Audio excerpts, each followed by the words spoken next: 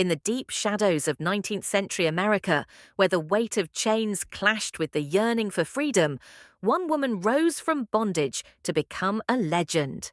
She was not a soldier, she carried no gun on her first mission, but she led hundreds to freedom through sheer willpower, courage, and faith.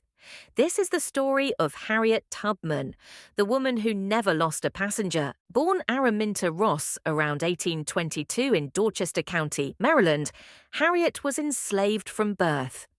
As a child, she endured brutal beatings and back-breaking labor. At just 12 years old, she suffered a near-fatal head injury after an overseer threw a 2-pound weight at another slave and hit Harriet instead. That injury left her with lifelong seizures, visions, and dreams that she believed were messages from God. But she didn't let that stop her. In 1849, Harriet made a daring escape from slavery. With no map, no compass, only the North Star and her faith, she traveled over 90 miles to Philadelphia. She was finally free. But freedom alone wasn't enough. She went back and again and again. Over the next decade, Harriet Tubman returned to the South more than a dozen times, risking her life to guide at least 70 enslaved people to freedom, including her own family. She used a secret network of safe houses known as the Underground Railroad. But let's be clear, this wasn't a literal railroad. It was a covert system of abolitionists, freedmen, and allies stretching from the South to the North. And Harriet? She was its most famous conductor. She carried a pistol, not to threaten slave catchers, but to discourage fear. As she once said, "You'll be free or die." She never lost a passenger.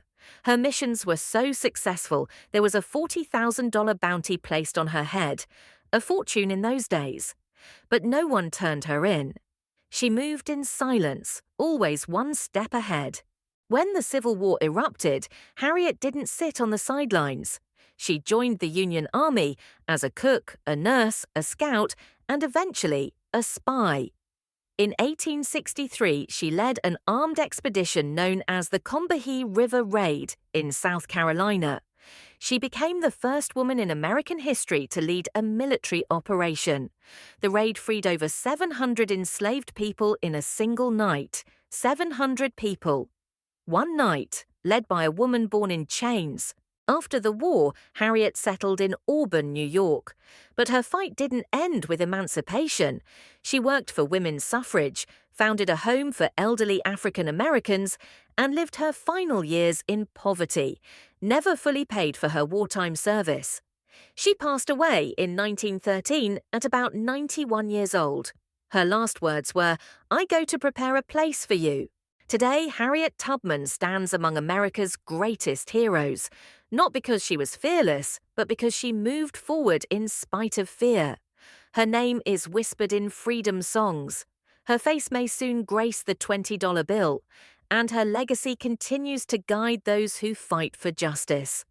Harriet Tubman didn't just break chains, she shattered limits. Every great dream begins with a dreamer. Harriet Tubman. Remember her name, share her story, because freedom was her mission.